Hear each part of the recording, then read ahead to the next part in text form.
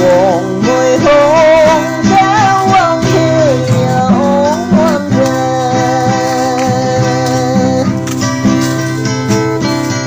gần như ngôi trường hoàng liên đi bay nắng